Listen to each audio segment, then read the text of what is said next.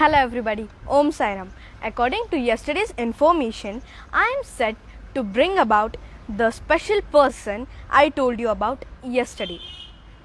So, he is Mr. Kailash Govindrao Kote.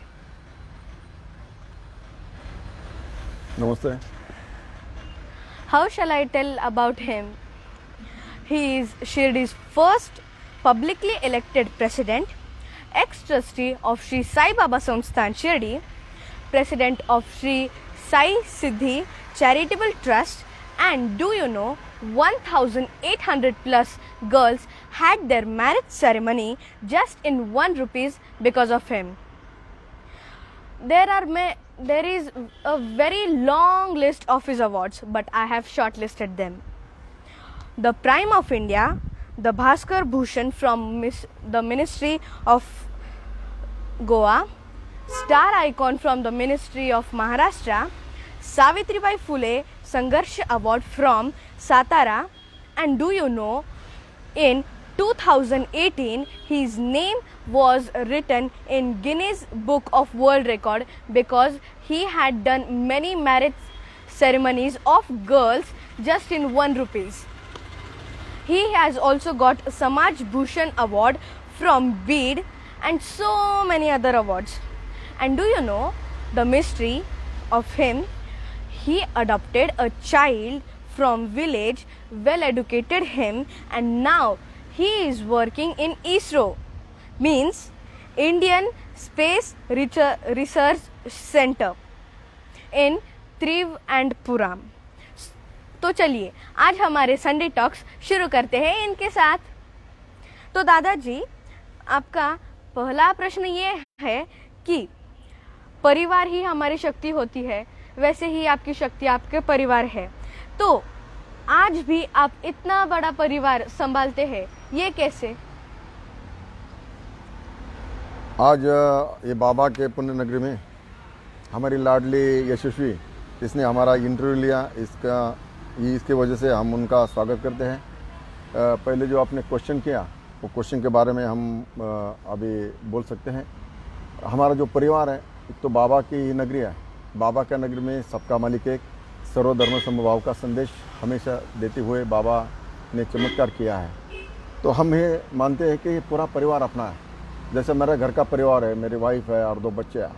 इनके साथ संभाल के हुए भी सामाजिक काम करने के कारण हम जब सीडी में पहले फर्स्ट प्रेसिडेंट बने, तब मेरे को ऐसा लगा कि जो छोटे छोटे लोग हैं, जो हमेशा कुछ न कुछ काम के लिए हमारे पास आते हैं, वो काम करने के लिए हमेशा हम 24 घंटा उसके लिए उपलब्ध रहते. कभी दवाखाने का प्रॉब्लम हो, कभी पुलिस स्टेशन का हो, कभी नगर पालिका का अतिक्रमण का हो, कभी गांव का कुछ न झगड़े का प्रॉब्लम हो, ये सब हर तरह के लोग हमारे पास आते हैं.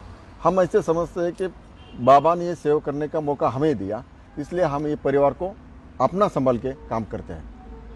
सच में परिवार ही हमारी शक्ति होते हैं. और आपको आपके परिवार के बारे में क्या कहना है कि आपको कुछ मतलब बहुत से ऐसे है सक्सेसफुल बिजनेसमैन होते हैं जिनके पीछे हर बार उनका परिवार होता है. तो आप अपने परिवार के बारे में क्या कहना चाहेंगे? उनने आपको इतना सपोर्ट किया होगा, आप उनके बारे में क्या कहना चाहेंगे?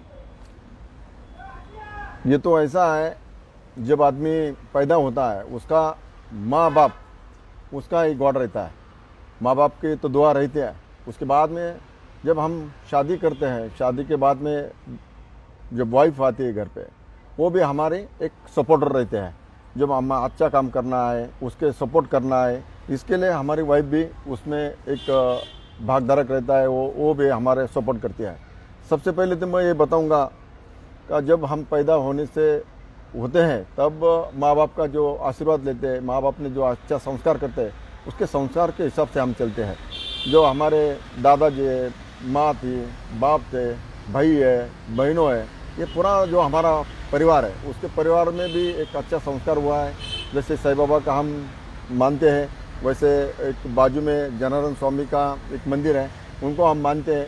ये परिवार से हम जुड़े हुए हैं, इसलिए ये परिवार के वजह से हम इतना अच्छा काम कर सकते हैं. ये परिवार ये हमारा दुआ है। तर बाबा मला हे सांगा की तुम्ही शिर्डीमध्ये पहिले नगराध्यक्ष बनला, तर त्याच्यानंतर तुम्ही सगळ्यात पहिलं चांगलं काम कोणतं केलं? म्हणजे सगळ्यात पहिलं नगराध्यक्ष बनून सगळ्यात पहिलं काम कोणतं केलं? या 2001 साली शिर्डी नगरपंचायतची निवडणूक झाली, त्यामध्ये लोकनियुक्त नगराध्यक्ष म्हणून मला माननीय या परिसरातले नेते, महाराष्ट्राचे नेते राधाकृष्ण विखे पाटलांनी सपोर्टिंग केलं आणि समर्थन केलं, ते आमच्या पॅनलचं त्यांनी नेतृत्व केलं आणि त्यांनी मला नगराध्यक्ष होण्याची संधी दिली, त्याबद्दल मी त्यांचे पण मनापासून आभार मानतो। आणि नगराध्यक्ष झाल्यानंतर मला असं वाटलं की ह्या सिटीमध्ये अनेक प्रकारच्या सुविधाच्या उणीव होती। म्हणजे सुविधा करत असताना काय नव्हतं का, पाण्याचा प्रश्न होता, ड्रेनेजचा विषय होता, गटरीचा विषय होता, रस्त्याचा विषय होता, आणखी छोटे मोठे अनेक प्रश्न होते। पण त्यावेळेस आम्ही नगरपालिकेच्या माध्यमातून एक लोकांना अपील केलं का मग शिर्डी नगरपंचायत, साईबाबा संस्थान आणि आमदार या त्रिवेणी संगमातून हा शिर्डीचा विकास साधायचा। आणि त्यावेळेस ते लोकांना भावलं आणि त्यावेळेस आमदार राधाकृष्ण विखे पाटील असतील, दम सुत्तंकर साहेब असतील आणि शिर्डी नगरपालिकेचा प्रथम नगराध्यक्ष म्हणून मी काम केलं। त्यामुळे आपण आपल्या भागामध्ये छोटे मोठे रस्त्याचं काम केलं, पण सगळ्यात मेजर विषय होता का शिर्डीचा पाण्याचा प्रश्न होता।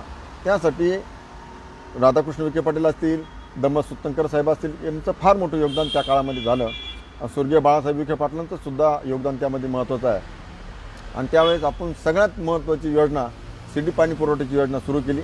त्यानंतर दुसरी योजना सुरू केली ती शिर्डीमध्ये संपूर्ण ड्रेनेज लाईन असायला पाहिजे किंवा गटार योजना ज्याला म्हणतो ती गटार योजना असली पाहिजे, तिची सुद्धा सुरुवात केली। आणि नंतर ह्या काळामध्ये 2004मध्ये लोकांचा अतिक्रमणाचा प्रश्न सुरुवात झाली आणि 2004मध्ये एक शिर्डीमध्ये नको व्हायला पाहिजे ती दंगल झाली आणि दंगलीमध्ये अनेक छोटे मोठ्या व्यावसायिकांचं संसार उद्ध्वस्त झाले, दुकानं गेले आणि अनेक प्रकारचं नुकसान झालं। म्हणून त्यावेळेस आम्ही एक राधाकृष्ण विखे पाटलांनी आम्ही एक प्रस्ताव ठेवला लोकांपुढे का ज्यांचं या अतिक्रमणामध्ये पिंपळी रोड असतील, मारुती मार्केट झाले, या ठिकाणचं जे काही दुकाने गेले त्या लोकांना 11,000 रुपयामध्ये दुकान देण्यासाठी आम्ही अपील केलं। राधाकृष्ण विखे पाटलांनी त्याचं समर्थन केलं आणि खरोखरच बाबांच्या कृपेने 11,000 रुपयामध्ये लोकांना गाळे देण्याचं काम राधाकृष्ण विखे पाटलांच्या माध्यमातून आम्ही सातत्याने केलं। आणि छोटे मोठे व्यापारी आहे त्यांना चांगला रोजगार उपलब्ध होणं, म्हणजे चांगले रस्ते झाले पाहिजे, पण त्यासाठी सुद्धा सुत्तंकरां साहेबांच्या काळामध्ये घेऊन 9 मीटरच्या रस्त्यासाठी आम्ही रस्त्याला निधी उपलब्ध करून दिला। आणि मी आत्ता मला आनंद होतो आहे का ज्या 9 मीटरच्या लोकांनी म्हणजे साई पालखीच्या रोडच्या लोकांनी विरोध केला होता त्या लोकांचं आज एकदम चांगल्या प्रकारचे त्यांनी स्वतःची दुकानं काढून एकदम चांगला प्रकारचा आज व्यवसाय म्हणून त्यांनी आम्हाला म्हणजे मला त्यांनी शबासकीची थाप दिलेली आहे। लोक तोंडावर म्हणू शकत नाही चांगलं झालं, पण आजही पण साई पालखी जो रोड असेल त्या साई पालखीच्या रोडला विचारा लोकांना तेव्हा किती 2004च्या अगोदर काय अतिक्रमण होतं, आज त्या लोकांचे व्यवसाय कसे चालू आहे, ते पूर्ण मार्केट जो पालखी रोड आहे बाबांचा त्या पूर्ण मार्केटला आज व्यवसायाचं स्वरूप आलेलं आहे। सच में मैं भी इतने साल यहाँ रही हूँ तो मुझे भी वो बदलाव समझ में आया।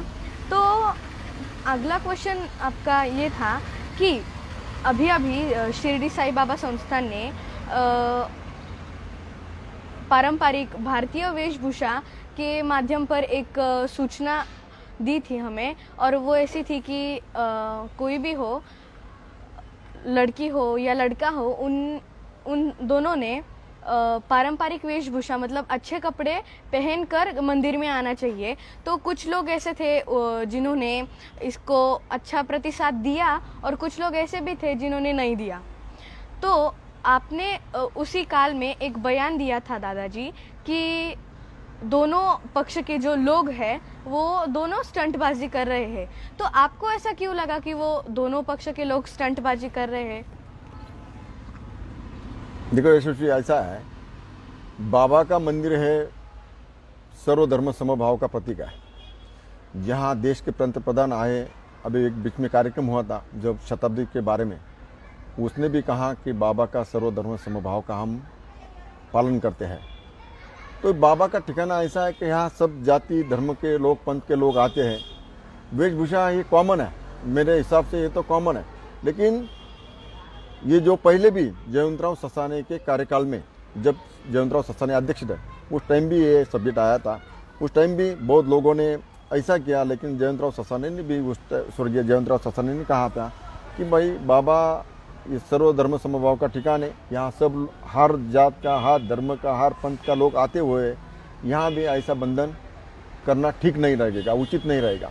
मेरा यही भी कहना आज, जो अभी बीच में साईं बाबा संस्थान ने जो फ्लैग लगाया था, मैंने भी पेपर में स्टेटमेंट किया था, दोनों बाजू का लोगों ने स्टेटमेंट करके स्वतः का खुद का पब्लिसिटी ज़्यादा बढ़ाया।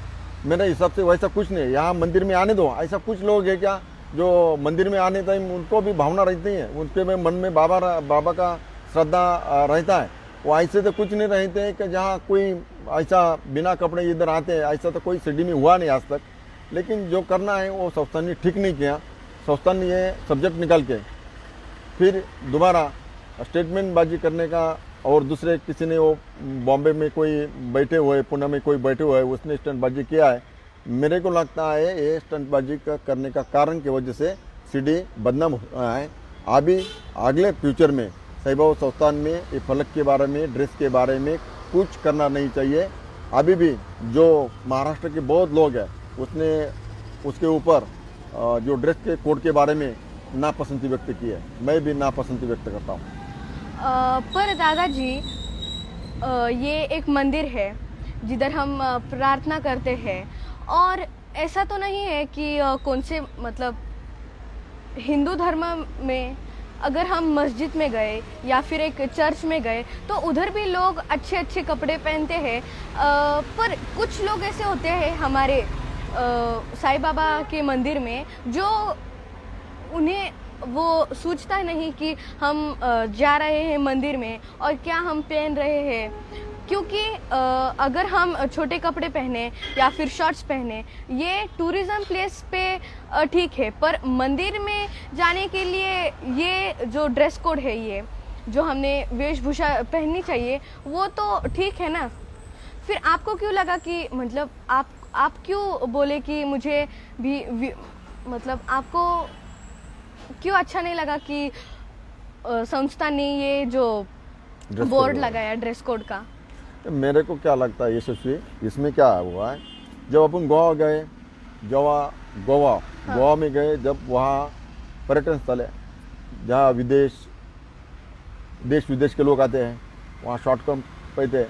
जब चर्च में जाते हैं वहाँ लोग क्या करते हैं, जहाँ चर्च का एक रूल रहता है, वो उधर एक बाहर कपड़े रखते हैं, वो आंग पे पहना के वो अंदर जाते हैं। वैसा भी इधर अभी तो हुआ नहीं है। आपका सवाल सही है कि अभी ऐसे ये धर्मस्थल में, ये बाबा के मंदिर में ऐसा होना चाहिए क्या? नहीं होना चाहिए बिल्कुल।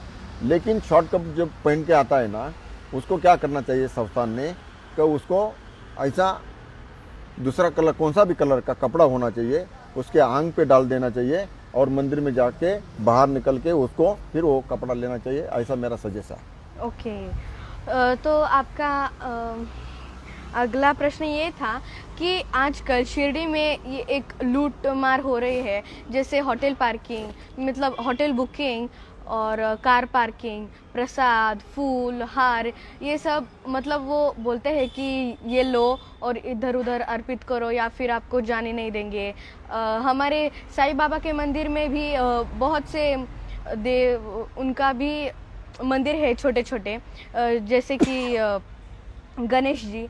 तो कुछ लोग ऐसे होते हैं कि जो भी बाहर से मतलब महाराष्ट्र के बाहर से बहुत से साईं भक्त आते हैं, तो उनको फंसाते हैं वो और बोलते हैं कि ये लो, उधर अर्पित करो, होटल पार्किंग करो, फिर कार बुकिंग वगैरह ऐसा करते हैं।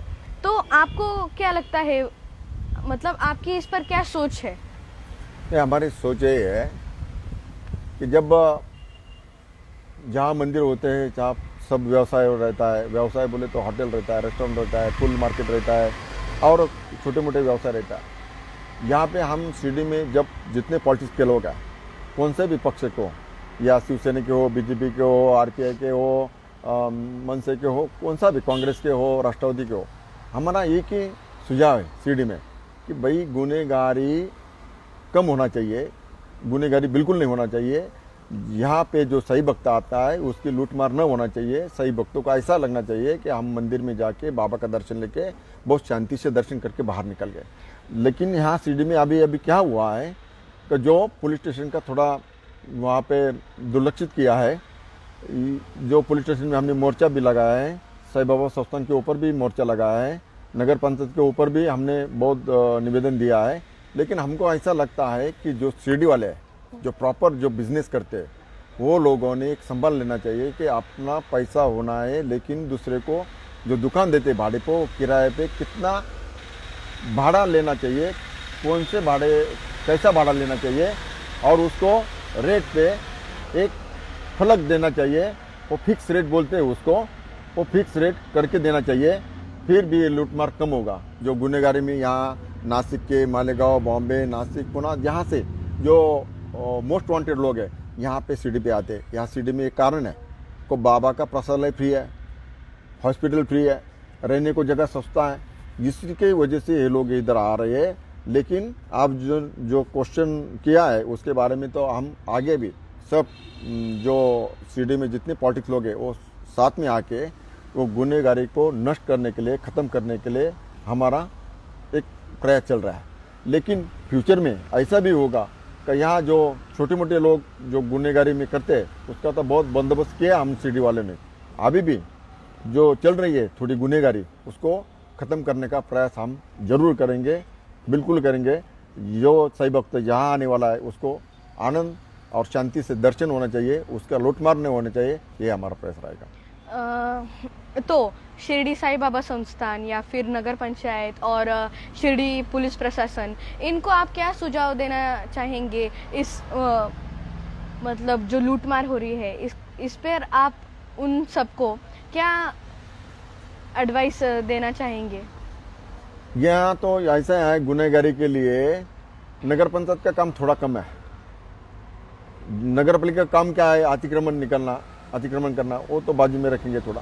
ये गुनहगारी के बारे में पुलिस प्रशासन में एक ज़्यादा से ज़्यादा जागरूक रहना चाहिए। जो हम अभी जो नए डीएसपी साहब सातों साहब आए उसके पास भी गए थे, हमने उसको बोला मंदिर खुलने से पहले कि मंदिर जैसे जैसे खुलेगा जैसे जैसे भीड़ बढ़ जाएगा, जैसे जैसे भीड़ बढ़ जाएगी, जैसे जैसे सही ड्यूटी आ जाएंगे, सही ड्यूटी आने के बाद गुनहगार आ जाएंगे, उसका बंदोबस्त पहला करना है। शिरडी पुलिस स्टेशन में एक जो गुनहगार है मोस्ट वांटेड, उनका साईं बाबा संस्थान के एरिया में फोटो लगाना, ये मोस्ट वांटेड लोग हैं। उनको मालूम है पुलिस स्टेशन को कौन क्या कर रहा है, लेकिन उसने अभी खाली ड्यूटी नहीं, बाबा का सेवा होके काम करना है और गुनहगारी को ख़त्म करने का काम उसने पहला करना है। अभी एक कुछ दिन में उसने ये काम नहीं किया तो हम सब गांव के लोग मिलके, जो अलग अलग पक्ष के लोग हैं, वो साथ में मिलके उनके ऊपर मोर्चा लेने वाले हैं। तो आपका अगला प्रश्न यह था कि आपने आज तक बहुत सी लड़कियों का कन्यादान और शादी करवाई है, वो भी 1 रुपए में, और बहुत से ऐसे लोग होते हैं जिनके लिए हमने अगर अच्छा काम किया तो वो हमें धन्यवाद करते हैं। तो ऐसा एक आपके जीवन में एक क्षण होगा जो आपके दिल को छू गया हो? नहीं, ये कैसा है, सार्वजनिक काम है, सोशल वर्क काम बोलते हैं हम इनको। लेकिन अभी तो 1850 लोगों का जो शादी किया है उसमें हमारे मन में एक ही है कि बाबा का सर्वधर्म समभाव और सबका मालिक एक बोल के हमने सर्वधर्मीय अंतर्जातीय विवाह जो उत्सव बोलते हैं वो किया है। शिरडी में 2001 से अभी तक 18 से 50 लोगों का शादी किया है। इसमें हिंदू लोग हैं, मुस्लिम लोग हैं, बौद्ध लोग हैं, अंतर्जातीय लोग हैं।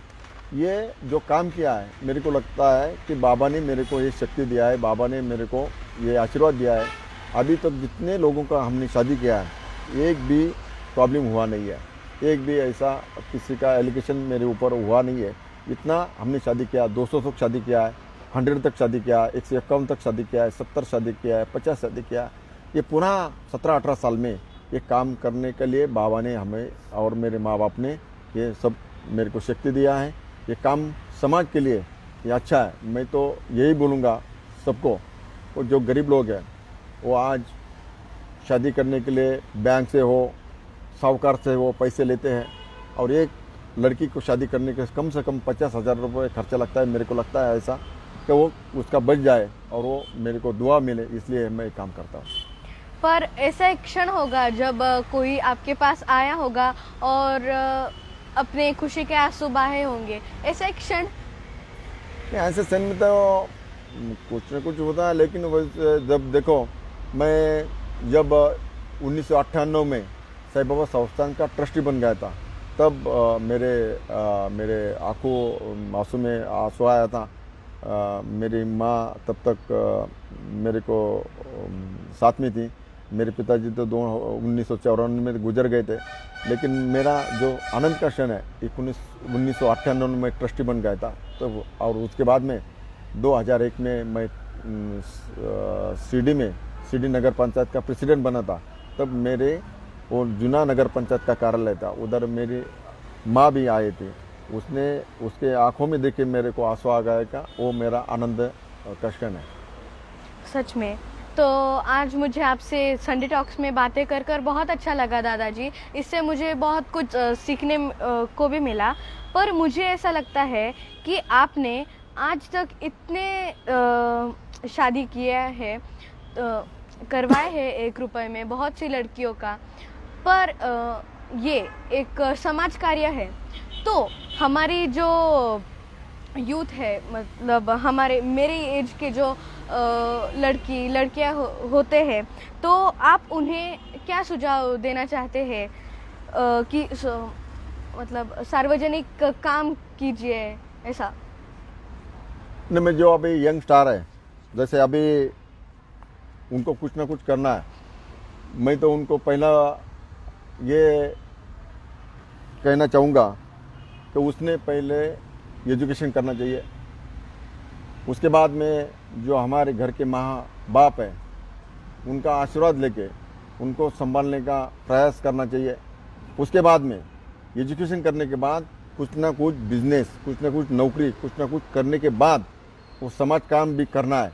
लेकिन आगे फ्यूचर में जो हमारे सीडी की युवा लोग हैं, उनको बहुत ऐसा लगता है कि हम नगर सेवक बनने वाले, हम ऐसा बनने वाले, वैसा बनने वाले। मेरे को लगता है कि सीडी की पोजीशन अभी वो नहीं है। सीडी के को हर युवा लोगों ने कम से कम खुद के ऊपर काबू रखे, तो नगर पंचायत छोड़ के कुछ बिजनेस करो, कुछ ना कुछ नौकरी करो, कुछ ना कुछ कमाने के लिए कुछ ना कुछ करना। ये मेरा उसको एक ये रहेगा, क्या सवाल रहेगा, सवाल नहीं, अपना उनको एक संदेशा बोलते हैं, संदेशा रहेगा कि उसने कुछ न कुछ कमाने के लिए, कुछ न कुछ नौकरी के लिए, कुछ न कुछ खुद के पैर के ऊपर खड़ा करने के लिए पहला काम करो, और फिर समाज कार्य करो, फिर राजकारण करो। और ये संभालते संभालते आपने घर के जो माँ बाप है उनके उसके पर ध्यान देना जरूर है। सच में। और इससे हमें ये समझता है कि समाज कार्य करने के लिए किसी ज़्यादा पैसा या फिर किसी भी पोस्ट की ज़रूरत नहीं। अगर हमारे मन में वो इच्छा होगी तो हम कुछ भी कर सकते हैं। तो मैंने आपके बारे में इतना सारा पढ़ा है, तो उसमें मुझे एक ख़ास बात लगी कि आपने इतने सारी शादियाँ 1 रुपए में किया है। तो इसके वजह से आपका जो नाम है वो 2018 में आपका नाम Guinness book of world record में आया था। तो इस पर आपकी क्या सोच है? मतलब आपको क्या उस टाइम में आपको क्या लगा कि आपका नाम उसमें आया है? देखो, शादी करना तो इस समाज काम समझता हूँ मैं, लेकिन ये करते करते सब सर्वधर्म समझ भाव का जब संदेशा बाबा का वो हम लेके जा रहे, और इस शादी करने के बाद 2001 से चालू किया, वो शादी 2018 को मेरे को ये वर्ल्ड रिकॉर्ड का गिनीज बुक में नाम आया। तो मेरे को लगता है ये सब आप जैसे लोग हैं, मेरे माँ बाप है, साईं बाबा का आशीर्वाद है, सब लोगों का आशीर्वाद की वजह से ये मिल गया।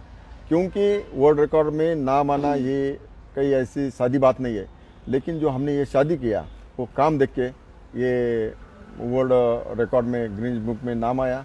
तो हमारा नाम तो बहुत बाबा की वजह से हर दुनिया में, हर देश में, हर 7 समुद्र के बाद भी गया, लेकिन हमको लगता है ये शादी का जो समाज कार्य का काम जो गिनीज बुक वर्ल्ड रिकॉर्ड में नोंद हुआ, वो हमारे लिए शिरडीकर के लिए बहुत आनंद की बात है। सच में, क्योंकि शिरडी में ऐसे बहुत से कम लोग हैं जिनका नाम एक वर्ल्ड रिकॉर्ड में आया है, या फिर भारतीय एक बुक होती है उसमें आया है। तो बहुत अच्छा लगा, और मैं चाहती हूँ कि आप मुझे एक ऑटोग्राफ और मेरे बारे में आपको क्या लगा वो लिखे। हमको ये तो दे दो ना, लगे ऑटोग्राफ का संग तो नहीं, जो आप जैसे यशस्वी आप जो इंटरव्यू ले रहे हैं, तो मेरे को लगता है आपका फ्यूचर तो बहुत अच्छा है। आपके पिताजी की जो डैडी है, मेरे और उसकी भी अच्छी दोस्ती है, लेकिन वो भी आपको सपोर्ट कर रहे हैं, और मेरे को लगता है यशस्वी अगले फ्यूचर में यशस्वी होगी, IPS UPS होना चाहिए। ये मेरी शुभकामना आपके तरफ मैं देता हूँ। धन्यवाद दादाजी। अरे थैंक यू। तो ऐसे ही अगले संडे पर हम मिलेंगे ऐसे ही एक अंकल से, तो तब तक के लिए बाय।